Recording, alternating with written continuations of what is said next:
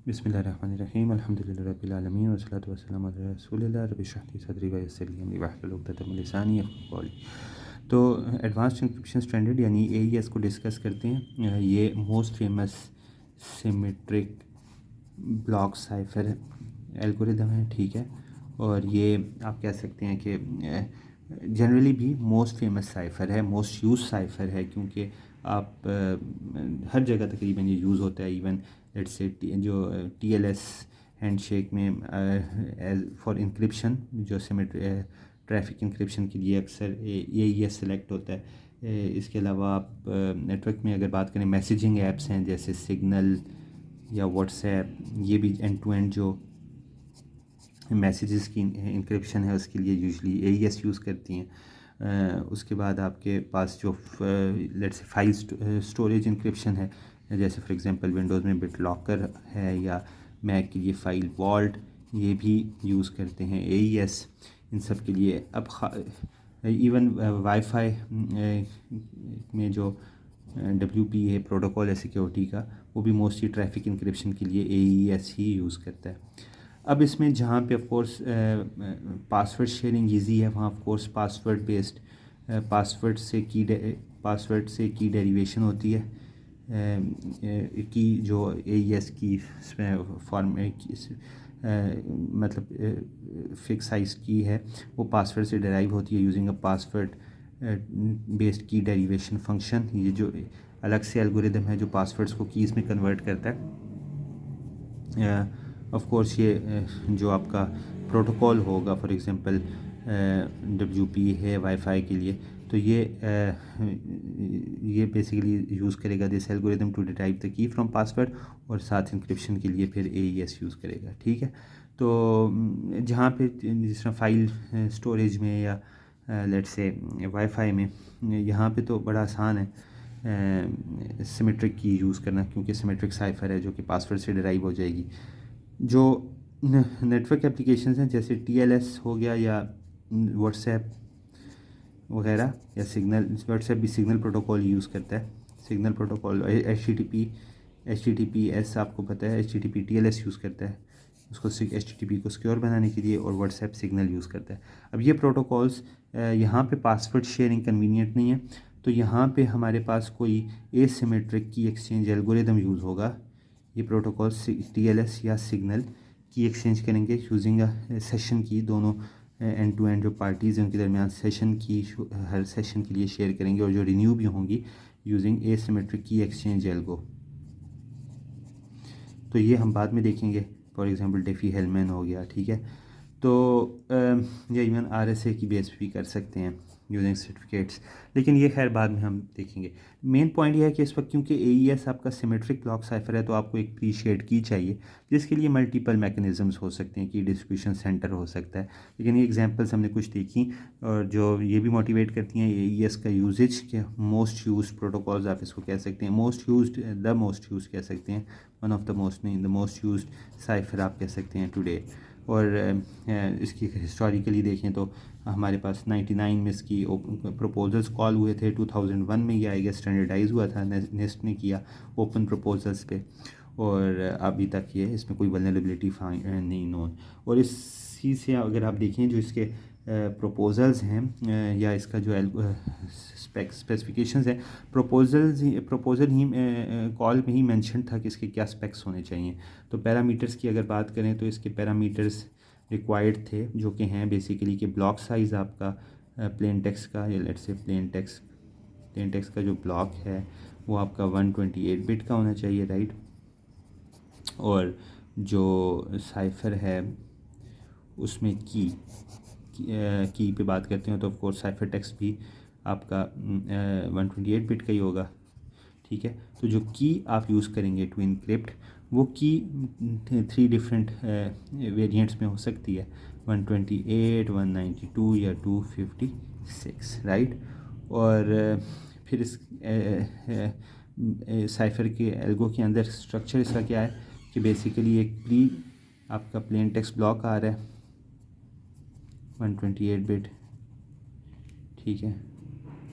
ये आपका एक फ़र्स्ट की मिक्सिंग इसमें होगी, ठीक है। और उसके बाद इसमें मल्टीपल राउंड्स होंगे ऑफ इंक्रिप्शन। अभी राउंड्स कितने होंगे की पे डिपेंड करता है। अगर की लेंथ से ही, क्योंकि हर राउंड की मेन की से ही राउंड की स्केड्यूल होनी है, डेराइव होनी है, इसलिए की लेंथ पे डिपेंड करता है कि कितने राउंड्स होंगे। तो आई गेस ये 10, अगर 128 बिट की है तो 10 राउंड्स होंगे ऑफ दिस इंक्रिप्शन, ठीक है। अगर 192 है तो आपके 12 होंगे और 256 है तो आपके 14 होंगे, राइट। तो ये आपके मल्टीपल राउंड्स होंगे और इस अल्टीमेटली फिर 128 बिट का आपका साइफर टेक्स्ट मिल जाएगा आपको। और हर राउंड में 128 बिट की आ रही है इसके साथ बिटवाइज की मिक्सिंग के लिए। एक प्री ट्रांसफॉर्मेशन होनी है ताकि फ़र्स्ट राउंड आपको आपका फ़र्स्ट राउंड की इनपुट आपके लिए हिडन हो और फिर बाकी हर राउंड के एंड में की मिक्सिंग है। तो राउंड को अंदर अगर देखते हैं तो राउंड के अंदर ये बेसिक बातें, इसको जल्दी से रैप अप करते हैं। राउंड के अंदर देखें तो आप सबसे पहले आपके पास जो राउंड से पहले हम जो है डिस्कस करते हैं कि जो हमारे पास राउंड की इनपुट आ रही है वो किस शेप में आ रही है। ऑल्दो 128 बिट का ब्लॉक है, लेकिन इस ब्लॉक को हम एक स्टेट मैट्रिक्स में कन्वर्ट करके पास करते हैं। स्टेट मैट्रिक्स क्या होता है? 4x4 बाइट्स आप कह लें, क्योंकि 4x4 वर्ड्स का मैट्रिक्स है। हर वर्ड 8 बिट्स का है, जिसे आप बाइट भी इसे कह सकते हैं, ठीक है। तो ये आपका इसको अगर आप हेक्सा में लिखेंगे तो ऑफ कोर्स 8 बिट्स को आप 2 हेक्सा कैरेक्टर से लिख सकते हैं ना, AC। तो ये 2 हेक्सा कैरेक्टर्स का एक वर्ड है और ये आपके पास 4x4 मैट्रिक्स है। तो आप इसको अगर देखें तो 8 × 4 × 4 ये आपका 128 ब्लॉक साइज़ पूरा हो जाता है। तो ये अब आपकी मैट्रिक्स है जिस पे सारी ट्रांसफॉर्मेशंस होनी है हर राउंड में। अब इसकी बेस पे हम हर एक राउंड को अगर जूम करके देखें तो राउंड में क्या है, जो बेसिकली एक तरह से आप कहने के हार्ट अब हम डिस्कस करें इसका।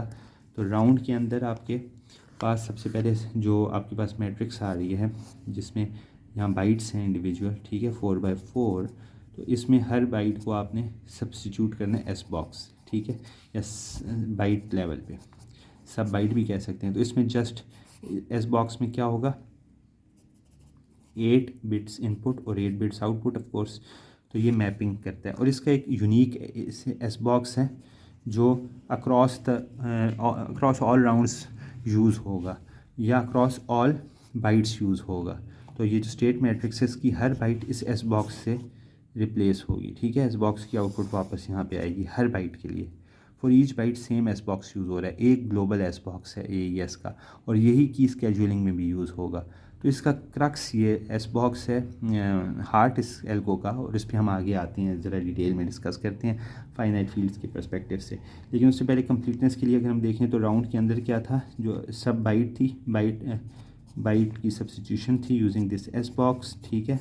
और फिर उसके बाद आपके पास ये थी कन्फ्यूजन के लिए, और फिर डिफ्यूजन के लिए आपके पास 2 स्टेप्स हैं, एक शिफ्ट रोज़, ये जो आपके पास 1 2 3 4 1 2 3 4 1 2 3 4 1 2 3 4 ये जो बाइट्स हैं ये बाइट लेवल पे शिफ्ट होंगे। फर्स्ट रो में कोई शिफ्ट नहीं होगी और सेकंड रो ये लेफ़्ट शिफ्ट है, लेफ़्ट शिफ्ट फॉर रोज, ठीक है। और सेकंड रो में एक बाइट शिफ्ट होगा, लेफ़्ट सर्कुलर शिफ्ट है, ऑफ कोर्स सर्कुलर भी कह सकते हैं, circularly left shift each row. तो ये 0 प्लेस, ये 1 प्लेस, ये 2 प्लेसेस और ये 3 प्लेसेस, डिफरेंट प्लेसेस हर रो शिफ्ट हो रही है। बाइट प्लेस से मतलब एक वर्ड, ठीक है, या एक बाइट, और सर्कुलर शिफ्ट है जो यहाँ से लेफ़्ट होगी उधर से। तो इसमें 1 2 सोन, और फिर मिक्स कॉलम हर कॉलम की ट्रांसफॉर्मेशन है यूजिंग स्टैटिक या कांस्टेंट कांस्टेंट ट्रांसफॉर्मेशन मैट्रिक्स। इस पे हम भी डिटेल में बात करते हैं फाइनाइट फील्ड्स की बात के बाद। ये कैसे हो रही है, ये हर कॉलम ट्रांसफॉर्म हो रहा है एक नए कॉलम में यूजिंग अ ट्रांसफॉर्मेशन मैट्रिक्स। उसके अंदर ऑपरेशन कैसे होंगे उस पर हम डिटेल में बात करते हैं। लेकिन ये भी डिफ्यूजन कर रहा है कॉलम की वैल्यूज़ को एक दूसरे पे, एक कॉलम की एक बाइट का इम्पैक्ट चारों बाइट्स पे शिफ्ट कर रहा है। कैसे करता है उस पर बात करते हैं, लेकिन उससे पहले एस बॉक्स पे बात करते हैं डिटेल में। लेकिन फाइनली जो 4 स्टेप्स हैं हर राउंड में, सब बाइट्स, शिफ्ट रोज, मिक्स कॉलम्स, और चौथा है ऐड राउंड की, ऑफ कोर्स, ठीक है। ऐड राउंड की। तो आपको पता है कि ओवरऑल स्टेट मैट्रिक्स 128 बिट्स की है, ऑल्दो इन्हें हम बाइट्स में देख रहे थे अभी तक, लेकिन आप इसमें की जो है ऐड करेंगे वो भी 128 बिट की होगी। ये आपकी की आ गई 128 बिट की, और ये आपकी मतलब वही बिट वाइज एक्सऑर आप कह लें, तो ऐड राउंड की हो जाएगी लास्ट स्टेप में। तो ये आपका हर राउंड है, ठीक है। यहाँ तक तो बात ख़त्म हो गई एईएस की जो स्ट्रक्चर की थी। लेकिन जो इसमें क्रक्स है हमारा सबसे एस बॉक्स की डिस्कशन, और फिर हम मिक्स कॉलम ऑपरेशन को भी देख लेंगे। तो अब एस बॉक्स को देखें। अब आपको पता है कि मेन आपकी जो स्ट्रेंथ है एल्गो की वो इस एस बॉक्स से है, जो कि आपकी 8 बिट टू 8 बिट ट्रांसफॉर्मेशन है। अब ये इनपुट है इसका एस बॉक्स की, और आउटपुट है लेट्स से हम इसे बोल दें। तो ये अब देखें, इसका मेन पॉइंट ये है एस बॉक्स के जो एईएस का एस बॉक्स है उसका मेन फीचर ये है कि इसका एक well known non linear function है जो एक्स को वाई में मैप करता है, इन कंट्रास्ट टू डीएस में आपको याद है कि इसका जो एस बॉक्स था उसका डिज़ाइन क्राइटेरिया हमें नहीं पता था, उन्होंने किस बेस पे वो डिज़ाइन किया और कैसे इनपुट आउटपुट मैपिंग थी। मल्टीपल एस बॉक्सेस थे बल्कि, और हर एक में डिज़ाइन क्राइटेरिया हमारे लिए उसके हमें नहीं पता था, जिसलिए काफ़ी उसमें डाउट्स भी रहे कि बैकडोर है या नहीं, ठीक है, र्यूमर्स वगैरह कि क्या ये वाकई सही नॉन लीनियर, इसमें कोई लीनियरिटी है, कोई ऐसा बैकडोर तो नहीं है। तो एईएस में ऐसा नहीं है। एईएस का वेल नोन फंक्शन है जो मैप करता है इनपुट को आउटपुट में, नॉन लीनियर फंक्शन है। और हमें पता है कि हमें एस बॉक्स के बेसिकली क्या चाहिए, नॉन लीनियरिटी। इसको हम जल्दी से समराइज़ करें, नॉन लीनियर हम बार बार कह रहे हैं, इसका मतलब क्या है अगर कोई लोग ज़रा सिंक नहीं है या उन्हें टच में नहीं है। तो आपको पता है कि नॉन लीनियर फंक्शन क्या होता है। फॉर एग्जांपल अगर वो एक फंक्शन है जो एक्स को वाई पे मैप करता है, let's say S of x, ठीक है, y is equal to S of x. तो नॉन लीनियर फंक्शन का मतलब है कि अगर एक्स की जगह पे आपके पास दो चीज़ें आ जाएं, ठीक है, दो चीज़ों का सम आ जाए, दो इनपुट्स सम होके आ जाएं, एस ऑफ लेट्स से के प्लस पी आ जाए, तो it should not equal S of K plus S of P. यानी कि अब ये भी आउटपुट है लेट्स से y1 और ये दूसरी आउटपुट है y2, ठीक है, ये बराबर नहीं होनी चाहिए। यानी कि अगर सम ऑफ इनपुट्स आप पे फंक्शन अप्लाई करें तो it should not be same as the sum of outputs for each individual input, ठीक है ना। ये लीनियरिटी है, अगर ये नहीं है एग्जिस्ट करती तो ये नॉन लीनियर फंक्शन है, ठीक है। और ये हमें क्यों चाहिए, क्योंकि आपको पता है कि अगर आपके पास लीनियर रिलेशन हो तो आपके पास की जो आपके पास ऑब्जर्वेबल प्लेन टेक्स्ट है जो, और वैसे आपको पता है कि जो इन एस बॉक्स की इनपुट है वो क्या है, सम ऑफ की and the plain text bit wise, right. सारी मॉड्यूलर मॉड 2 अरिथमेटिक की बात हो रही है, ठीक है, समेशन में। तो अगर आपका ये रिलेशन होल्ड करे, ये लीनियरिटी होल्ड करे, तो जब आप एक्स एज यानी कि जो सम ऑफ की एंड प्लेन टेक्स्ट देते हैं तो आप इसको हमेशा एज अ सम रिप्रेजेंट कर लेंगे, ठीक है। और जो भी मैपिंग होगी एस बॉक्स की, और इवेंचुअली जब अगर आपके पास ये साइफर टेक्स्ट के बराबर हो, या जो आउटपुट ऑफ एस बॉक्स भी अगर इस आगे मज़ीद लीनियरिटीज़ हैं, इवेंचुअली आपके पास साइफर टेक्स्ट जो ऑब्जर्वेबल है उसका एक लीनियर रिलेशन आ जाएगा इन्वॉल्विंग की एंड प्लेन टेक्स्ट, राइट। तो अब ऐसे अगर आपके पास multiple non plain text available हों तो आपके पास एक लीनियर सिस्टम आ जाएगा, ठीक है। लेट्स से ये हमारे पास मैट्रिक्स है और ये हमारे पास के हमारा अननोन हम ट्रीट कर सकते हैं, और ये कोएफिशिएंट्स हम पी के और हम सी बीइंग जो आपकी आउटपुट है, आप लीनियर रिलेशन इसको लिख सकते हैं, ठीक है। अगर आपका ये एस बॉक्स लीनियर होगा पूरे साइफर को, जिसको आप लीनियर अलजेब्रा हम पढ़ते इसलिए आए थे कि linear system of linear equations को आप सॉल्व कर लेते हैं अगर आपके पास इनफ इक्वेशंस है नॉन लीनियरली इंडिपेंडेंट, ठीक है ना। तो ये सारी बेसिकली क्रक्स है जिसको हमने अवॉइड करना है कि हम ऐसा कोई बिट्स की, कुछ बिट्स में भी ऐसी लीनियरिटी नहीं मांगते, पूरे की और प्लेन टेक्स्ट के और साइफर टेक्स्ट की कुछ बिट्स में भी हम ये चाहते हैं कि ऐसा रिलेशन ना हो कि हम उसको एज अ सम लिख सकें। यहाँ ये हमारा एक्चुअली एस बॉक्स का काम है, और हम चाहते हैं कि उसमें ऐसी उसको हम ऐसे अप्रॉक्सीमेट ना कर सकें, ठीक है ना, नॉन लीनियर रिलेशन चाहते हैं।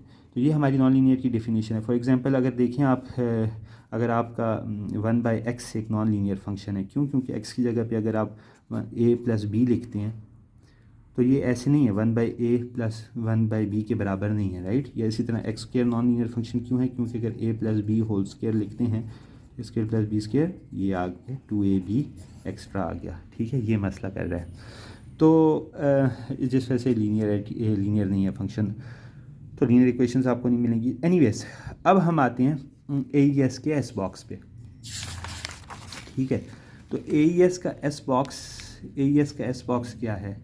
AES का S box basically x for example input लेता है और आउटपुट पे क्या देता है? एस बॉक्स AES का। मैं एक एक्यूरेट बात नहीं कर रहा, लेकिन अभी समझाने के लिए ये एक पार्ट है एस बॉक्स का, क्या आप इसको ट्रस्ट कर लें। बल्कि इसका एस बॉक्स का जो मेन कोर मैपिंग है ना, वो यही है कि जो इनपुट आती है उसका मल्टीप्लिकेटिव इन्वर्स होता है एस बॉक्स की आउटपुट। और जो हमें पता है एक वो है नॉन लीनियर फंक्शन है, ठीक है। लेकिन एक दो इम्पॉर्टेंट बातें हैं कि मल्टीप्लिकेटिव इन्वर्स है ना, उसके बाद इसमें एक और ट्रांसफॉर्मेशन होती है, एक फाइन मैप, जो कि लीनियर है, लेकिन जो नॉन लीनियरिटी है वो यहीं से आती है। इसमें लेट्स से कांस्टेंट मैट्रिक्स आप इसमें मल्टीप्लाई करेंगे और फिर ये एक बाइट है, राइट। ये उस बाइट का एक बाइट याद है आपको, 8 बिट्स की ये इनपुट थी, ठीक है। और ये उसी का इन्वर्स है मल्टीप्लिकेटिव, जिसको फिर आप किसी मैट्रिक्स से मल्टीप्लाई करके और किसी कांस्टेंट वेक्टर से ऐड करके मज़ीद ट्रांसफॉर्म करते हैं। इसको कहते हैं अफाइन ट्रांसफॉर्मेशन, अफाइन मैप, ठीक है। लेकिन ये लीनियर है, नॉन लीनियरिटी इस इन्वर्स से भी आ रही है, ठीक है। ये बस ये इतनी सी बात है, ख़त्म बात।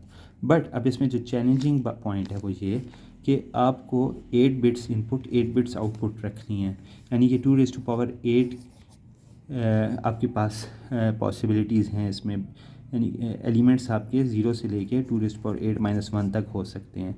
यानी कि मेन प्रॉब्लम ये है कि आपने ऑपरेट करने एक फाइनाइट सेट पे, और वो भी इंटीजर्स, ठीक है, क्योंकि हम इसको इंटीजर्स ही कंसिडर कर रहे हैं। अब हम अगर इंटीजर्स के सेट पे आपने फाइनाइट सेट पे ऑपरेट करना है तो मल्टीप्लिकेटिव इन्वर्स कैसे आएगा? नॉर्मल मैथमेटिक्स से, राइट। कि फॉर एग्जांपल 2 का इन्वर्स इंटीजर्स में तो नहीं है, पहली बात। दूसरी बात, आपको मल्टीप्लिकेटिव इसमें क्लोजर भी सेटिस्फाई करना है, ठीक है। एक तो इंटीजर होना चाहिए, यानी कि ज़ाहिर है उसी में से क्लोजर होना चाहिए, ठीक है, इन्वर्स में। और दूसरा, और एग्जिस्ट करना चाहिए इन्वर्स में, एग्जिस्ट करना चाहिए और उसमें इंटीजर्स में, और क्लोजर भी सेटिस्फाई होना चाहिए, और बाकी प्रॉपर्टीज़ भी देखते हैं। तो इस वजह से ये जो ऑपरेशन है, अब इसी पे हमने जूम करना है सारा, ठीक है। सारी डिस्कशन हमारी इस पे रहेगी। जो मल्टीप्लिकेटिव इन्वर्स करना है हमने, वो करना है किस अलजेब्राइक स्ट्रक्चर में, फाइनाइट। अगर आपने नंबर डिस्क्रीट में ऐसी अच्छी तरह पढ़ी है तो आपको याद आ गया होगा, फाइनाइट फील्ड में, ठीक है। या इनको गैलोis फील्ड भी बोलते हैं, जो फ्रेंच आपका मैथमेटिशियन है जिसने काफ़ी कंट्रीब्यूशन है फाइनाइट फील्ड्स पे जिसकी, ठीक है। तो अब हम देखते हैं इसको फाइनाइट फील्ड को। तो फाइनाइट फील्ड क्या है? फील्ड क्या है? सबसे पहले फील्ड क्या है? एक सेट है और 2 बाइनरी ऑपरेटर्स के साथ, ठीक है, ठीक है। कोई भी सेट, एक कोई भी फील्ड क्या है? फील्ड है set accompanied with 2 binary operators. Binary operators तो जो सेट के 2 एलिमेंट्स पे लगेंगे, ठीक है, लेट्स से एक्स और वाई पे। तो सेट, ये ऑपरेटर्स सेटिस्फाइंग सर्टेन कंडीशंस, ठीक है। जो दोनों ऑपरेटर्स की कुछ कंडीशंस सेटिस्फाई रहेंगी। दोनों ऑपरेटर सेट के एलिमेंट्स के लिए कुछ कंडीशन सेटिस्फाई करेंगे। फॉर एग्जांपल सबसे पहले है कम्यूटेटिव, यानी कि आपको भी खैर नाम पता है, वो एक्सप्लेन नहीं करता। कम्यूटेटिव, क्लोजर, कि आपके 2 एलिमेंट्स जब ऑपरेट करेंगे तो रिज़ल्ट सेम आएगा for that binary operator, same set में से आएगा। क्लोजर, ठीक है। एसोसिएटिव, ये दोनों ऑपरेटर्स के लिए बात हो रही है, ठीक है। और एग्जिस्टेंस ऑफ आइडेंटिटी, कि उस ऑपरेटर के लिए एक आइडेंटिटी एग्जिस्ट करेगी जो किसी भी नंबर से ऑपरेट करके वही नंबर वापस दे, ठीक है। और एक इन्वर्स एग्जिस्ट करे, यानी कि इसको ब्रीफली लिखना इंपॉर्टेंट है हमारे लिए। आइडेंटिटी मतलब कि अगर कोई भी एलिमेंट है वो इस आइडेंटिटी से ऑपरेट करेगा for this with this binary operator, तो आपके पास वापस वो एलिमेंट आएगा, ठीक है। तो ये कोई एक यूनिवर्सल आइडेंटिटी एग्जिस्ट करती है उस सेट में, ये आइडेंटिटी प्रॉपर्टी है। और हर एलिमेंट के लिए एक कॉरिस्पॉन्डिंग इन्वर्स एग्जिस्ट करेगा जो दोनों आपस में ऑपरेट करके आपको आइडेंटिटी दे दें फॉर दैट ऑपरेटर जो आइडेंटिटी ऊपर आइडेंटिफाई हुई थी, ठीक है। ये चारों पांचों प्रॉपर्टीज़ आपकी अगर सेटिस्फाई हों फॉर बोथ ऑपरेटर्स, तो ये डिस्क्लेमर एक इसमें बात मैंने ऐड करनी है, लेकिन पांचों प्रॉपर्टीज़ इन दोनों ऑपरेटर्स के लिए सेटिस्फाइड हों तो इस अभी फील्ड नहीं है। अभी दो चीज़ें और रहती हैं, एक ये कि जो ये सब सेटिस्फाइड हों, लेकिन एक एक्सेप्शन हो कि जो फर्स्ट ऑपरेटर की आइडेंटिटी है, फर्स्ट ऑपरेटर, आपको मैं आसान कर देता हूँ। यहाँ पे first operator for example sum है और सेकंड ऑपरेटर मल्टीप्लिकेशन है, ठीक है, एग्जांपल के तौर पे। तो जो फर्स्ट ऑपरेटर की आइडेंटिटी है उसके लिए, उस एलिमेंट के लिए जो इसमें से आई है फॉर एग्जांपल, मल्टीप्लिकेटिव या सॉरी सेकंड ऑपरेटर का इन्वर्स एग्जिस्ट नहीं करेगा, ठीक है, इस सेट में नहीं करेगा। ये इन्वर्स सिर्फ बाकी सब एलिमेंट्स के लिए करेगा, दोनों ऑपरेटर्स के लिए, बट सिर्फ for the identity of first operator, second operator के लिए इसका इन्वर्स नहीं होगा, ठीक है। यहाँ पे अगर एडिटिव आइडेंटिटी के लिए मल्टीप्लिकेटिव इन्वर्स नहीं होगा। और एक और इम्पॉर्टेंट प्रॉपर्टी है कि जो फर्स्ट ऑपरेटर है वो डिस्ट्रीब्यूटिव है, लेट्स से सेकंड ऑपरेटर है ए, सेकंड ऑपरेटर और बी एंड सी के दरमियान फर्स्ट ऑपरेटर है, तो ये डिस्ट्रीब्यूटिव है। लेट्स से ए, आप इसको कह सकते हैं बी,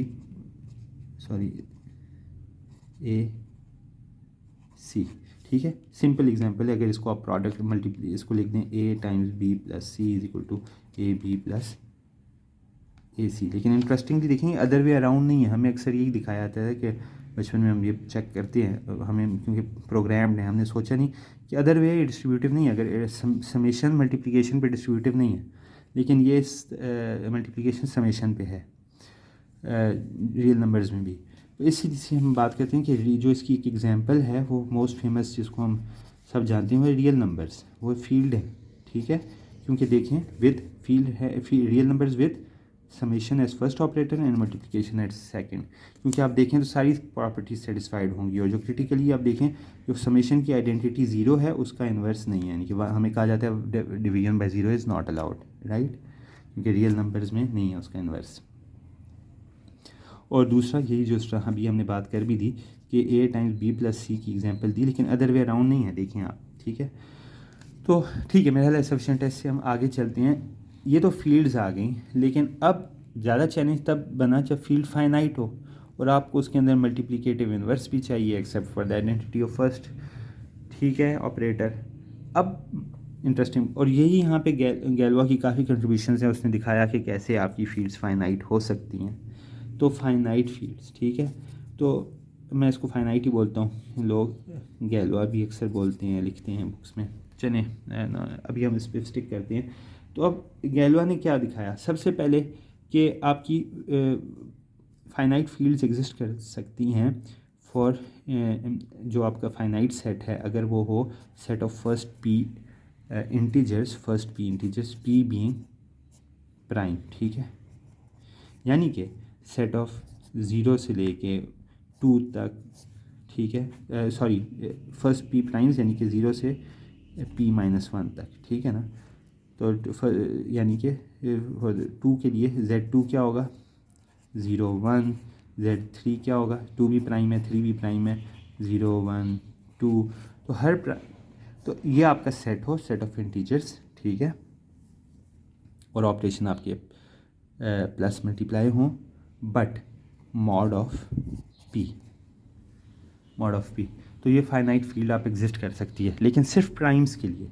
ये आप बेशक जल्दी से देख लें कि हमने यही जो एग्जांपल ले ली थी z(3), यानी कि हमारे पास अगर है 0 1 2, तो आप देख लें कि इनकी मल्टीप्लिकेशन ही पे फोकस करते हैं, समेशन तो हमने ग्रुप में भी देख ली थी, ठीक है ना, वो तो उसमें तो प्राइम का मेन प्राइम ज़्यादा क्रिटिकल भी मल्टीप्लिकेशन के लिए, ठीक है। तो अब अगर हम देखें तो ये लेट से आप कहते हैं कि 0 1 और 2 को मल्टीप्लाई करना है, तो आप कह सकते हैं 2 को भी कर लें, तो हमारे पास क्या होगा, एलिमेंट्स p-1 तक हैं फॉर प्राइम पी और आपका मॉड है वो पी का, 2 टाइम्स 2 मॉड पी यानी कि 4 मॉड, सॉरी पी यहाँ पे क्या है 3 है राइट, Z3 ठीक है। तो 4 मॉड 3 यानी कि आपका क्या हुआ 1 आ गया राइट, जो कि इसमें क्लोजर है। तो मेरे ये काफ़ी है, फिर इसको हम इसकी जगह 1 कर लें, कुछ भी कर लें तो आपका काम बनेगा।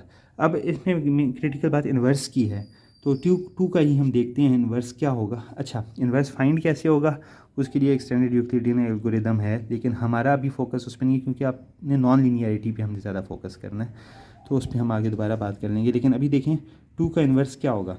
हम ट्रायल फिलरमैन का कंप्यूट कैसे करते हैं उसको हम इग्नोर करते हैं, लेकिन देखते हैं एग्जिस्टेंस को, जो आपको आइडेंटिटी दे मल्टीप्लिकेटिव, जो कि 1 है। आप देख सकते हैं किसी भी चीज़ को 1 से 2 टाइम्स 1 मॉड पी वापस मॉड 3, सॉरी मैं पी लिख रहा हूँ बार बार, तो देखें आपको वापस 2 मिलता है राइट, कॉन्ग्रुएंस कहना चाहिए। तो एनीवेज अब आपको 2 के साथ आप क्या मल्टीप्लाई करें, मॉड ऑफ 3 कि आपको 1 मिले। तो हमने देखा अभी पिछले ही केस में 2 टाइम्स 2, तो इसका मतलब है 2 का मल्टीप्लिकेटिव इन्वर्स भी 2 ही है। ज़रूरी नहीं है ऐसा ही हो, लेकिन इस केस में सेम है। तो ये हमें एक इंटरेस्टिंग, इस तरह आप सबका देख सकते हैं एक्सेप्ट ज़ीरो का नहीं होगा, क्योंकि आपको पता है कि ज़ीरो वो है आइडेंटिटी है एडिटिव, तो उस तो बाय डेफिनेशन ऑफ फील्ड नहीं होगा। तो यहाँ तक तो बात आसान थी, लेकिन प्राइम ही क्यों, जो क्रिटिकल पॉइंट था वो ये कि कंपोजिट नंबर के लिए फाइनाइट फील्ड एग्जिस्ट नहीं कर सकती सिंपली, आसान तरीके से। अगर आप अभी आगे एक्सटेंडेड पे आएंगे, लेकिन फॉर एग्जांपल Z4 है 0 1 2 3 ठीक है। तो अब आपको क्लोजर के लिए मॉड कितना लेना पड़ेगा 4 राइट, क्योंकि अगर हम मॉड ऑफ 3 लेते हैं तो आपको जो 3 से ऊपर का नंबर है वो आप कॉन्ग्रुएंट होगा छोटे नंबर के साथ, ठीक है ना, 3 एंड अबव वो छोटे नंबर के साथ कॉन्ग्रुएंट होगा। अगर यहाँ मॉड ऑफ 3 ले लें तो मॉड 3 जो है 3 मॉड 3 ये भी 0 और 0 मॉड 3 ये भी 0। तो जब आप ऑपरेशन करेंगे मॉड 3 तो 3 और 0 आपको एक ही एलिमेंट में कोलैप्स हो गए, तो ये आपका एक अनयूज्ड रह गया, ठीक है। तो इस केस में आपको क्या करना होगा, ये करना होगा कि आपको एटलीस्ट ये लेना है, ठीक है ना, 4 मॉड लेना है राइट, सबको यूज़ करने के लिए। इक्विवेलेंस क्लास पर आपको पता है एक कोई सेम को बिलोंग करते हैं, mod of for mod of 3, ठीक है। तो आपको मॉड ऑफ 4 लेना पड़ेगा। अब मॉड ऑफ 4 अगर आप लेते हैं तो आपके हर एलिमेंट का मल्टीप्लिकेटिव इन्वर्स इस कंपोजिट नंबर के लिए नहीं होगा, जो ख़ासकर इसके फैक्टर्स हैं। तो अगर z of n for n being composite, आपकी कुछ एलिमेंट्स का मल्टीप्लिकेटिव इन्वर्स नहीं होगा। ऐसे यहीं पे देख लें, अगर आप 2, और उसकी रीज़न क्या है कि देखें अगर a b फैक्टर्स हैं, a टाइम्स b आपका n देता है, ठीक है। तो अब अगर जब आप a b, मैं ये सही प्रूफ नहीं आपको दिखा रहा, लेकिन एक जस्ट जनरली आइडिया देने के लिए आपको इंट्यूटिव एक्सप्लेनेशन दे रहा हूँ। ए बी मॉड n क्या होगा अगर ये इसके फैक्टर्स हैं, ठीक है, दोनों। तो ए बी मल्टीप्लाई हो के n बन गया, n मॉड n क्या हुआ 0 हो गया राइट, 0 हो गया। अब अगर आप सिर्फ a पे फोकस करें, a times a inverse, a times a inverse times a, अगर किसी भी एलिमेंट के साथ आपने उनको ऑपरेट कराना है तो बाय डेफिनेशन a और इसका इन्वर्स आइडेंटिटी होगी मल्टीप्लिकेटिव, और आइडेंटिटी b से मल्टीप्लाई होकर वापस b आना चाहिए था, ठीक है। अब b कुछ भी हो अगर नॉन ज़ीरो तो ये वापस नहीं आ सकता इस केस में, ठीक है ना, इस केस में नहीं आ सकता कभी भी। तो ये डेफिनेशन जो इसकी थी जिसने इसको b वापस रखना था, क्योंकि आइडेंटिटी है ना, ये आइडेंटिटी तो इसको इम्पैक्ट नहीं करेगी, वो कभी भी सेटिस्फाई नहीं हो सकती, क्योंकि अगर ये ए बी फैक्टर्स हैं इनके, तो ए बी का प्रोडक्ट तो मॉडर्न हमेशा ज़ीरो हो जाएगा, कोई भी इन्वर्स इसको वापस ज़ीरो से नहीं ला सकता। ये मैंने आपको एक बिल्कुल सिंपल से नाइफ से एक्सप्लेनेशन दिया है। तो इसकी बेस पे आप ये देख सकते हैं कि नॉर्मली आप इसको z ऑफ 4 कोई कंपोजिट नंबर जो के फर्स्ट इंटीजर्स हैं उनको आप लेके फील्ड नहीं बना सकते फाइनाइट, ठीक है। अब क्या करें, एक एग्जांपल ब्रीफली अगर आप देख लें दोबारा 2 की, वही जो z ऑफ 4 में 2 हमने देखा था, यही वाला इधर 2, तो 2 टाइम्स आप कोई भी नंबर करें मॉड ऑफ 4, तो ये आप क्योंकि 2 इसका फैक्टर है तो आपको कोई भी नंबर ऐसा नहीं मिलेगा इन इस सेट में देखने 2 टाइम्स 0 0 मॉड 4 तो 0 हो गया, ठीक है। 2 टाइम्स 1 2 मॉड 4 2 हो गया, ठीक है। 2 टाइम्स 2 4 मॉड 4 फिर 0 हो गया, 2 टाइम्स 3 फिर 2 हो गया, तो आपका 6 मॉड 4 2 हो गया, तो आपका कहीं भी 1 नहीं आ रहा, तो आपके 2 का इन्वर्स इसमें एग्जिस्ट ही नहीं कर रहा। तो इसलिए for composite number n zn जो फर्स्ट n इंटीजर्स हैं उनकी आप फाइनाइट फील्ड नहीं बना सकते सीधे तरीके से। यहाँ दोबारा आप गैलवा की एक बड़ी इंटरेस्टिंग कंट्रीब्यूशन आ जाती है कि एक तरीका उसने प्रपोज किया जिससे आप इनकी भी फाइनाइट फील्ड्स बना सकते हैं। एक इंटरेस्टिंग, अब थोड़ा सा ना इसका क्रक्स है हमारी डिस्कशन का, ठीक है, इसको आपने ज़रा फोकस करना है, अगर पीछे नहीं भी फोकस किया, ये बड़ा इंपॉर्टेंट पॉइंट है। तो अब हमारी जो हमारे AES इसको यूज़ करेगा, ठीक है, जिसको बोलते हैं एक्सटेंशन फील्ड्स। वो आप किसी कंपोजिट नंबर ऑफ, क्योंकि हमारे पास AES में कितने सेट, हमारे AES का सेट क्या है, सेट ऑफ एलिमेंट्स 0 से लेके 2⁻8 - 1 तक है ना, यानी कि टोटल 2⁻8 एलिमेंट है। अब ये तो 256 होता है, ठीक है, ये तो प्राइम नहीं है, लेकिन गैलवा ने आप ये दिखाया कि आप इनको भी लेके इस तरह के बहुत से नंबर्स को लेके फाइनाइट फील्ड बना सकते हैं, प्रोवाइडेड कि टोटल जो आपके पास नंबर हैं वो क्या हैं, prime number raise to any power n, ठीक है। तो इसके जब इंटीजर्स होंगे इतने आपके पास तो उनकी आप फाइनाइट फील्ड बना सकते हैं इससे। तो गैलवा मैंने कहा ना इस तरह GF से इसको लिखेंगे गैलवा फील्ड्स, ठीक है। तो आप कहते हैं कि फाइनाइट फील्ड्स 2 तरह की हो सकती हैं, एक तो प्राइम और एक for prime integer first prime integers, और एक आपके जितने प्राइम नंबर हैं उतने फर्स्ट इंटीजर, ठीक है, और एक आपकी p पावर n इतने फर्स्ट इंटीजर्स, ठीक है। इनको कहेंगे एक्सटेंशन, ठीक है, एक्सटेंशन और प्राइम। अच्छा, कैसे आपने सब, अब देखें अभी तो ये फॉर एग्जांपल अब Z4 की एग्जांपल देखते हैं। तो Z4 क्या है, 2⁻2, आप Z ऑफ 2⁻2। तो गैलवा ने दिखाया कि आप इसमें भी फाइनाइट फील्ड बना सकते हैं। अब इंटरेस्टिंग है कि वही 4 अगर आप 2⁻2 लिखते हैं तो वो एक्सटेंशन फील्ड बन सकता है। कैसे, अब यहाँ पे आपका क्रक्स है, ठीक है। ये आप थोड़ा सा शुरू में थ्योरेटिकल डेफिनेशन पे रहते हैं और फिर हम वापस एग्जांपल पे आते हैं Z4 GF2⁻2 पे, ठीक है। तो इसकी अगर डेफिनेशन में बात करें तो उसने ना, गैलवा ने क्या किया, उसने सबसे पहले इसने सिर्फ ऑपरेटर नहीं चेंज किया। लोग हम वैसे फाइनाइट फील्ड बनाने के लिए हमने मॉड ऑफ p ले लिया था ना, ZP के लिए ऑपरेटर को मॉड ऑफ p कर दिया था, दोनों ऑपरेटर्स को, एडिशन एंड मल्टीप्लिकेशन। बल्कि एक्सटेंशन फील्ड के लिए हमें ये करना है कि हमें सिर्फ ऑपरेटर नहीं चेंज करना, बल्कि ये एक क्रिटिकल पॉइंट है जो बस समझने वाली बात है कि आप सेट के एलिमेंट्स को भी चेंज कर लेते हैं। ऑल्दो आपके पास यही नंबर है, लेट्स से 2⁻1 to 8 तक 2⁻8 तक 0 से, लेकिन आप सॉरी मैं 8 कह रहा हूँ, हाँ 8, क्योंकि आपने एक बाइट को सब्सिट्यूट करना है ना, ठीक है। इस केस में आपके पास ये 2⁻8। एनीवेज मैं वापस डेफिनेशन पे आते हैं। AES में आपकी इंटीजर्स हैं, लेकिन वापस डेफिनेशन पे आते हैं। तो आपके पास गैलवा फील्ड में आपने जो आपके पास सेट ऑफ एलिमेंट्स है उसके एलिमेंट्स को चेंज करना है, बजाय नंबर्स के आप हर एलिमेंट को लेंगे एज अ पॉलीनोमियल। अब कहते हैं गैलवा ने कहा एक्सटेंशन फील्ड एग्जिस्ट कर सकती है प्रोवाइडेड कि उसके एलिमेंट्स हों पॉलीनोमियल्स, सारे पॉलीनोमियल्स हों। फील्ड है 2⁻2 एलिमेंट्स के लिए, इंटीजर्स के लिए पहले, राइट। इस तो हमने एग्जांपल देख रहे थे, जनरली कहें तो p⁻n प्राइम n डिग्री, ठीक है। तो इनके लिए अगर आपने फील्ड बनानी है तो आपके पास एलिमेंट्स अब इंटीजर्स नहीं होंगे, इसलिए अब हम इनसे इंटीजर नहीं लिखेंगे। तो गैलवा फील्ड ऑफ, ठीक है, इतने एलिमेंट्स, हर एलिमेंट क्या होगा, एक पॉलीनोमियल होगा, और ऑल पॉसिबल पॉलीनोमियल्स होंगे, ठीक है। ऑल कैसे, कौन से, फॉर एग्जांपल x में आप लिख लें उनको, ठीक है। पॉलीनोमियल्स होंगे ऑफ x कहने विद डिग्री लेस देन और इक्वल टू n-1 या लेस देन n आप कह सकते हैं, ये इंटीजर हो n अगर, तो ठीक है ना। All possible polynomials with degree less than और इक्वल टू n-1।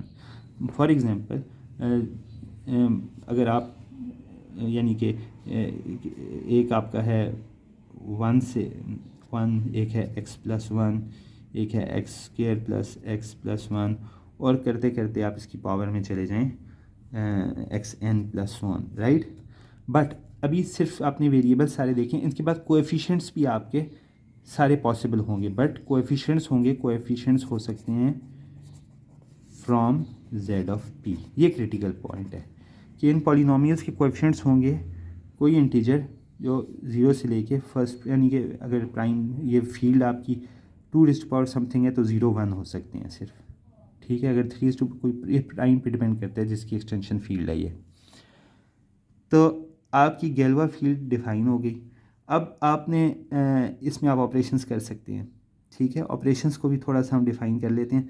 तो ये आप देखें, मेन बात है कि all possible polynomials degree less than equal to n-1 and coefficients from, ठीक है। अब इसी केस में देखें, अगर आपके 0 1 हो सकते हैं तो ये अगर 0, इसका कोएफिशिएंट 0 भी हो सकता है, ठीक है। और अगर तो ये गायब हो जाएगी उस केस में टर्म, ठीक है ना। तो एनीवेज अब ये तो आपने सेट के एलिमेंट्स चेंज कर दिए, अब आप सेट के ऑपरेटर्स को भी बदल लें। ऑपरेटर्स को ऑपरेटर तो पहला ऑपरेटर एडिशन है, तो आपने उसके साथ जस्ट एडिशन मॉड p करनी है, राइट। क्योंकि कोएफिशिएंट्स जो दो पॉलिनोमियल ही को आप ऐड करेंगे दो पॉलिनोमियल्स को, लेट्स से x+1 और लेट्स से 0+1, तो ये आपका 2 हो जाएगा, राइट।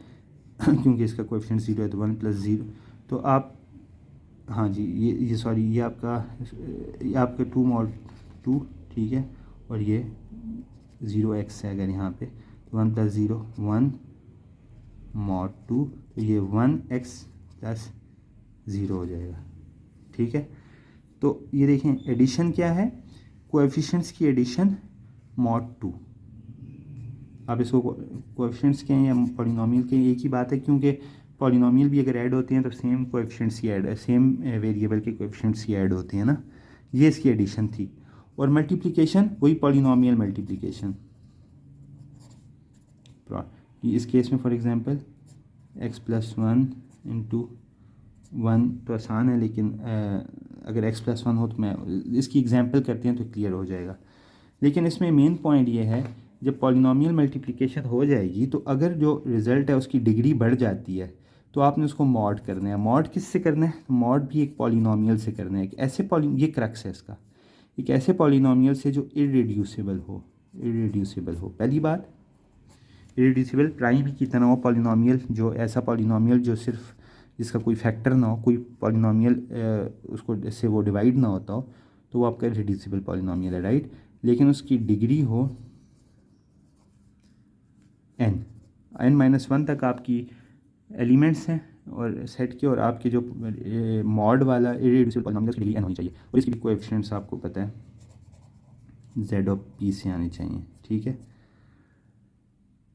ये आपकी जो प्रोडक्ट है उसको दोबारा क्लोजर उस पर सेटिस्फाई करेगा। तो ये ऑपरेशन है, प्रोवाइडेड दिस मल्टीप्लिकेटिव ऑपरेशन आपकी फील्ड की सारी प्रॉपर्टी सेटिस्फाई होंगी कि अभी भी इन सब पॉलिनोमियल्स का कोई इन्वर्स आपको मिल जाएगा, ठीक है।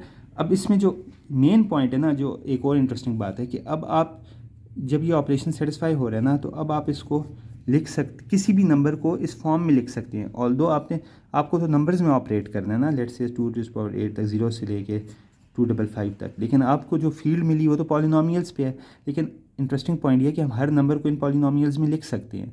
फॉर एग्जांपल आपके पास कोई भी नंबर है, उसको आप बेस p में ले आएँ, यहाँ पे 2⁸ था तो बेस 2 में ले आएँ, तो आपके जो बेस p⁴n है, तो इसको आप बेस p में ले आएँ, यानी कि p की जिस तरह बाइनरी में बेस 2 होती है, पता ही है आपको। तो हर डिजिट आप हर नंबर को एज डिजिट्स लिखें, जो p की पावर के p0 इंटू कोई डिजिट, ठीक है, प्लस p1 इंटू कोई डिजिट, ठीक है। तो आप नंबर को p बेस में ले आएँ, और ये जो डिजिट्स हैं ना p बेस के, इनको पॉलिनोमियल के कोएफिशिएंट्स लिख लें। लेट्स से ये हमारा c हो, ये b हो, तो इसको हम bx प्लस ये x की पावर 1 प्लस c लिख सकें, ये c लिख सकते हैं। ठीक है, तो ये आपने नंबर को पॉलिनोमियल में कन्वर्ट कर दिया। सॉरी, ये नज़र नहीं आ रहा था शायद। ठीक है, तो ये हमने c जो ज़ीरो बेस वाला है उसको x की डिग्री ज़ीरो के साथ, और जो बेस की पावर 1 वाला डिजिट है उसको x की पावर, तो आपने जो कोई भी नंबर है उसको आपने जो आपकी प्राइम बेस है उसमें आपने कन्वर्ट करके कॉरेस्पॉन्डिंग पॉलिनोमियल के कोएफिशिएंट्स के तौर पे लिख दिया, तो आपके पास पॉलिनोमियल आ गया। अब वो सारे ऑपरेशंस करके जो रिज़ल्ट आता है उससे आपका रिजल्टिंग नंबर आपको मिल सकता है। ठीक है, ऑपरेशंस चेंज हो रहे हैं, ऑपरेशंस आपके वो पॉलिनोमियल के पर्सपेक्टिव से हो रहे हैं, क्योंकि एलिमेंट्स भी आपने एज अ पॉलिनोमियल डिफाइन किया हुआ है। ये सारा क्रक्स है इसका।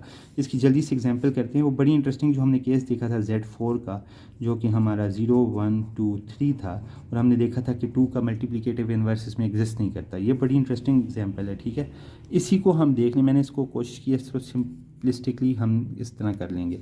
तो अब देखिए हमारे पास Z4 है 0 1 2 3। ठीक है, अब हमने देखा कि वैसे तो इसकी फाइनाइट फील्ड नहीं बनती थी फॉर मॉड ऑफ 4, आपने 2 का कोई भी आपने इन्वर्स आपको नहीं मिला। लेकिन अगर हम इसको एज अ एक्सटेंशन फील्ड लिखें तो देखें हम 2 को कैसे लिखेंगे।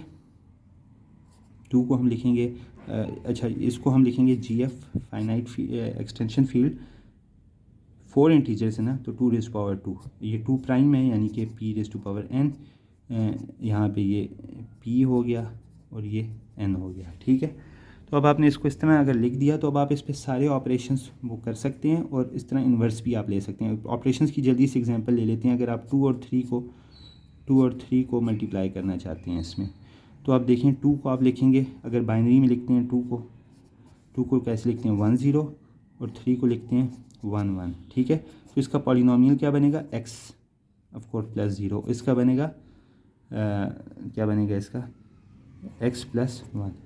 ठीक है ना, अब आपके दो पॉलिनोमियल हैं, अब इनका आपने प्रोडक्ट लेना है, तो आपने इन दोनों पॉलिनोमियल्स को मल्टीप्लाई करना है and with mod of an irreducible polynomial. ठीक है, अब इसके लिए इरेड्यूसिबल पॉलिनोमियल आपका, अच्छा ये इंटरेस्टिंग बात है कि कोई भी इरेड्यूसिबल पॉलिनोमियल हो, फिर डिग्री, यहाँ पे डिग्री p है यानी कि डिग्री 2 होगी उसकी। मल्टीपल हो सकते हैं, ये फील्ड की सिलेक्शन है। AES की एक पर्टिकुलर इरेड्यूसिबल पॉलिनोमियल है। ठीक है, यहाँ पे हम कोई भी इरेड्यूसिबल ले लेते हैं, ये आपने डिवाइड करके चेक करना है, सिंपल अलजेब्रा है। ठीक है, for example x² plus x plus 1, ये आपका इरेड्यूसिबल पॉलिनोमियल है फॉर दिस फील्ड। अब देखें तो ये किसी से डिवाइड नहीं होगा, किसी और पॉलिनोमियल से। तो अब हम इसके साथ हमने मॉड करना है इन दोनों पॉलिनोमियल्स का प्रोडक्ट लेके। ठीक है, मल्टीप्लाई करके mod of this p of x हमने करना है। तो अगर आप देखें तो ये क्या बनेगा x times x² plus x। ठीक है, ठीक है, इन दोनों को आपने कर दिया। अब आपने मॉड क्या करना है इसका, mod x² plus x plus 1। ठीक है, यानी कि x² प्लस x प्लस 1 से आपने डिवाइड करना है x² प्लस x को। ठीक है, अगर आप 1 से करते हैं तो क्या मिलता है आपको x² प्लस x प्लस 1। ठीक है, तो ये ऊपर तो 0 है इसके साथ ना, x² प्लस x है क्योंकि यहाँ पे इसका कोएफिशिएंट, अब जो 1 जो कांस्टेंट है यानी कि जो x की डिग्री 0 है उसका कोएफिशिएंट 0 है ना, तो अगर आप ये देखें तो ये क्या हुआ, ये तो आपका 0 हो गया। अच्छा, जो कोएफिशिएंट्स की एडिशन है यहाँ पे, ये आपकी मॉड p होगी। जो आपके कोएफिशिएंट्स की एडिशन है वो मॉड, हमें पता है इसमें मॉड p हो रही है ना एडिशन, तो यहाँ पे मॉड 2 हो रही है इनकी एडिशन। ठीक है, क्योंकि p बेस इसकी 2 है, यहाँ पे प्राइम जो बेस है, तो ये 0 0 और ये आपका 1 आ गया। ठीक है ना, तो अब आप देखें आपका इन दोनों का प्रोडक्ट क्या आया 1, यानी कि 2 और 3 का आपने जब ये पॉलिनोमियल्स थे। ठीक है, पॉलिनोमियल्स में लिखा और इनका प्रोडक्ट लिया mod of this irreducible polynomial, तो आ गया 1। ठीक है, आप इसको अगर सही तरह लिखें तो ये ए एक्स जो 2 जिस पे मैप हुआ times B x mod of P x, ये आ गया 1 के साथ। ठीक है ना, कॉन्ग्रुएंट। अब ये देखें, बड़ी इंटरेस्टिंग बात दूसरी हमें मिल गई कि अब हमने 2 और 3 का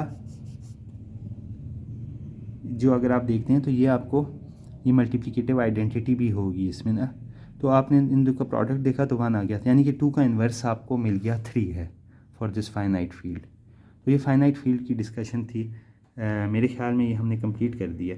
अब हमारे पास देखें, हमने वही सेट 2⁻², जो फर्स्ट 4 इंटीजर्स का सेट था वो एस 2⁻² की एक्सटेंशन फील्ड हमने डिफ़ाइन कर दिया, जिसमें आपके पास सारे फील्ड की प्रॉपर्टीज सेटिस्फाई हो गई except for identity of first operator. दूसरे सब की मल्टीप्लिकेटिव इन्वर्स भी एग्जिस्ट करेंगे। अब 2 का हमने देख लिया जो Z4 में नहीं था वैसे विद मॉड ऑफ 4। तो अच्छा, ये अब बड़ा इंटरेस्टिंग पॉइंट है। मेरे ख्याल में हमारी अगर गैलोआ फील्ड की डिस्कशन तो ऑलमोस्ट कंक्लूडेड है। अब इसको AES पे वापस लाते हैं और बस कंक्लूड करते हैं। ठीक है, ज़्यादा टाइम नहीं आपका मज़ीद लेना। तो AES पे आप वापस लाएँ तो AES में एक तो इंटरेस्टिंग बात है इसकी कंप्यूटेशन, जो हम मल्टीप्लिकेटिव इन्वर्स ले रहे हैं ना, हम बेसिकली AES का एस बॉक्स की पहले बात करते हैं। तो AES का एस बॉक्स क्या है, बाइट लेवल पे सब्स्टिट्यूट करता है स्टेट की हर बाइट को। तो जो इनपुट बाइट है, लेट्स से उसको अब हम लेट्स से कैपिटल X से लिख लेते हैं या B से लिख लेते हैं B, तो वो आपका एस बॉक्स में जा रहा है और एस बॉक्स से आउटपुट पे B इन्वर्स आ रहा है। और ये इन्वर्स क्या है, within the Galois field GF 2⁸8। 2 आपका जो प्राइम बेस है और 8 आपकी डिग्री है। और यहाँ पे क्योंकि बाइट लेवल पे है, ये 8 बिट का है, ठीक है, इनपुट और आउटपुट, तो आपकी गैलोआ फील्ड 2⁸8 में ये इन्वर्स होगा। उसी तरह polynomials and so on so fourth. लेकिन आपको पता है कि इसको डिफाइन आप AES ऑपरेट करता है within this GF this Galois field, ठीक है, but with a certain irreducible polynomial जो आपको चाहिए फॉर ऑपरेशन, मल्टीप्लिकेटिव ऑपरेशन और इन्वर्स के लिए भी। और इसका स्पेसिफिक है, बहुत सारे हो सकते हैं डिग्री 8 के, ठीक है, जो इरेड्यूसिबल हों ऐसे पॉलिनोमियल, वो आपकी चॉइस है। तो आपका जो AES है वो एक पर्टिकुलर उसके स्पेक्स में मेंशन है, एक पर्टिकुलर इरेड्यूसिबल पॉलिनोमियल x⁻8, क्योंकि डिग्री 8 का आपने लेना है, ठीक है, plus x⁻4 plus x⁻3 plus x plus 1, ठीक है, ये इसका इरेड्यूसिबल पॉलिनोमियल है। अब इसके कोएफिशिएंट्स क्या हो सकते हैं, आपको पता है Z2 से हो सकते हैं, क्योंकि आपकी बेस 2 है तो 0 या 1 ही हो सकते हैं। तो ये देखें, इनके 1 हैं और बाकी जो टर्म्स थी, लेट्स से x7 उसका 0 हो गया, x5 उसका 0 हो गया, सो ऑन सो फोर्थ, ठीक है ना। तो इनके 1 है, ये रिटेन रहेंगी। ये आपका इरेड्यूसिबल पॉलिनोमियल है जिसके साथ आपने सारे मॉड ऑपरेशंस करने हैं सब एलिमेंट्स के, ठीक है, मॉड ऑफ px। और इसी से आप इन्वर्स कंप्यूट करेंगे b का फॉर दिस इरेड्यूसिबल पॉलिनोमियल। तो आपका एस बॉक्स ये कंप्यूट करेगा बस हर बाइट का। लेकिन इसमें आप जिस तरह कहा था कि एक अफाइन मैप होगा, तो ये जो हमारे पास B इन्वर्स है वो भी एक बाइट है, राइट, 8 बिट्स की। तो अब हम ऑपरेट करेंगे, ये 0 1 हो सकते हैं, राइट। तो 0 1 में बिट लेवल पे आप इसको ऑपरेट करें कि आपके पास ये जो B इन्वर्स है, एक ऑफ कोर्स 8 बिट का कॉलम है, इसको आप एक मैट्रिक्स से मल्टीप्लाई करेंगे 8/8 की, ठीक है, ये 8 बिट का, ये एक कांस्टेंट मैट्रिक्स है 0 1 की, भी Z2 से आ रही है, भी Z2 से आ रहा है, ठीक है।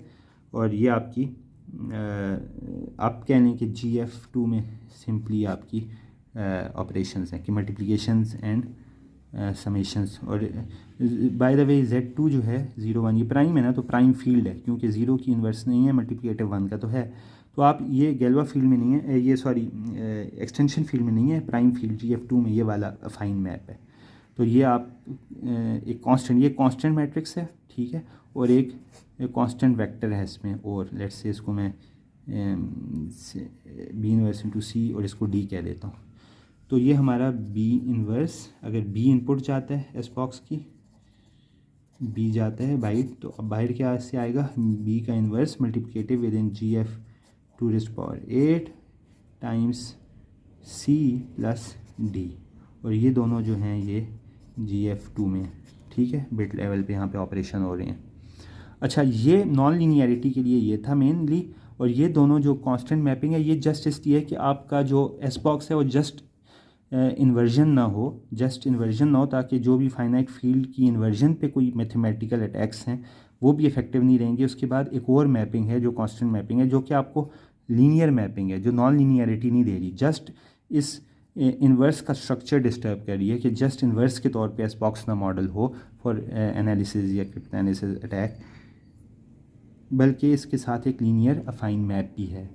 लेकिन जो मेन नॉन लीनियरिटी, जो कन्फ्यूजन का ऑब्जेक्टिव था एस बॉक्स का, वो आपका इस इन्वर्जन से अचीव हो रहा है, मल्टीप्लिकेटिव इन्वर्स से, ठीक है। अब इसमें एक और बड़ी क्रिटिकल बात है, दो क्रिटिकल बातें, एक ज़ीरो की मैं बात कर देता हूँ इन्वर्स की, और दूसरा कंप्यूटेशन की। अब ये 8 बिट का आपने इन्वर्स निकालना है, ये एक सेटल सा पॉइंट है जो आपने जहन में रखना है।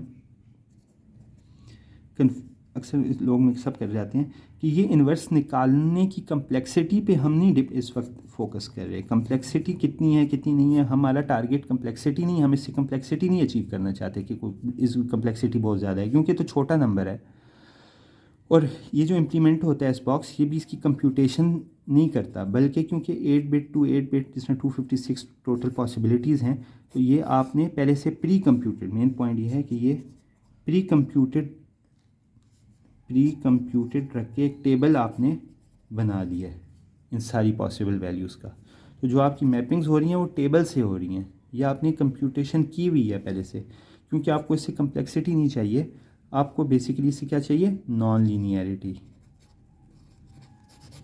ठीक है। आप वो अचीव करें जो हम स्टार्ट में बात की थी, जो आपकी एस बॉक्स की प्रॉपर्टी होनी चाहिए, S of K plus P should not equal to S of K plus S of P, ठीक है। ये हमें मिल रही है यहाँ से, इसलिए हम कंप्यूटेशन में इस वक्त कैसे कंप्यूट होता है एक्सटेंडेड यूक्लिडियन एल्गोरिदम, वो हमारा फोकस नहीं, हमारा ये है कि एग्जिस्ट करता है इन्वर्स, और वो इन्वर्स आप कंप्यूट अगर हो गए तो वो आपने उसकी बेस पे एक टेबल पॉपुलेट कर दिया, उसमें अफाइन मैप भी डाल के एक वेरिएबल बना दिया, और इस टेबल की बेस पे अब आप मैपिंग करेंगे एस बॉक्स की।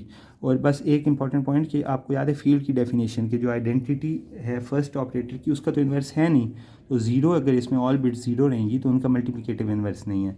लेकिन हमें कंप्यूट तो नहीं करना, वही बात, हमने तो मैपिंग करनी है, तो उससे एक वैल्यू के लिए कांस्टेंट मैपिंग हुई है कि आपने उसका इन्वर्स डिफाइन किया हुआ है AES में, फॉर AES, अदरवाइज़ उसकी एग्जिस्ट नहीं करता, टू बी ज़ीरो।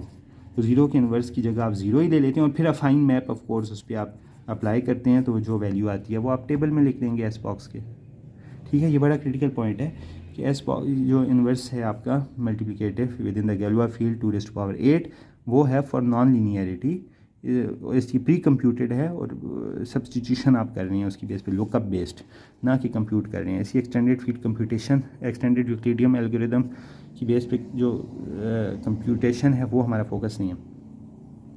वापस अगर हम आएँ, बस मैं कंक्लूड है हमारा, मैं प्रॉमिस करता हूँ, मेरे ख्याल में बल्कि हो ही गया। मिक्स कॉलम का एक पॉइंट था, अगर आप अब वापस हर राउंड के अंदर आ जाएँ, तो आपके पास एक स्टेट आई थी 4x4 बाइट्स की, ठीक है। हर बाइट को आपने सब एस बॉक्स से बाइट लेवल पे 8 बाई, हर एक को दोबारा से 4x4 की ले ली, हर बाइट को सब्स्टिट्यूट कर दिया। फिर उसके बाद आपकी रोज शिफ्ट हुई, एक रो, फिर आपके पास 4x4 की आई, 0 places 2 places 1 places 0 places 1 2 3, right. Anyways, तो अब इसके बाद ऑपरेशन था जिसमें हम फोकस करना चाहते हैं, मिक्स कॉलम का। मिक्स कॉलम का ऑपरेशन बस जल्दी से कंक्लूड करते हैं, आसान सा ऑपरेशन है। मिक्स कॉलम का ऑपरेशन बस ये करता है कि आपकी जो पूरी या 4x4 की सब्स्टिट्यूशन के बाद और शिफ्ट के बाद 4x4 या लेट्स से बाइट्स हैं, हर पोजीशन पे एक बाइट है, ठीक है, ये स्टेट है, उसके कांस्टेंट ट्रांसफॉर्मेशन मैट्रिक्स से मल्टीप्लाई करता है, और ये भी 4x4 की होगी, हाँ जी, इसके हर कॉलम को, ठीक है, ये कांस्टेंट ट्रांसफॉर्मेशन मैट्रिक्स है, ये आपकी जो स्टेट है इसके हर कॉलम को, मिक्स कॉलम है ना, जो 4 बाइट्स हैं हर कॉलम की, उसको हम एक 4x4 की कांस्टेंट ट्रांसफॉर्मेशन मैट्रिक्स से मल्टीप्लाई करेंगे, ठीक है। लेकिन यहाँ जो मल्टीप्लिकेशन है क्रिटिकल पॉइंट है, यहाँ पे हमें हर प्लेस पे एक बाइट है 2⁸ की, ठीक है, पॉसिबिलिटीज़ जिसमें हैं, यानी कि 8 बिट की का वर्ड है हर प्लेस पे, इधर भी। अच्छा, ये जो एक तो ये, और दूसरा डिक्रिप्शन में इसको हमने इन्वर्स भी करना है। एस बॉक्स में तो आपको याद है ना, आप मैथमेटिकल कंप्यूटेशन नहीं कर रहे थे, आपको तो वहाँ पे मैपिंग चाहिए जो आपने डिफ़ाइन करनी है।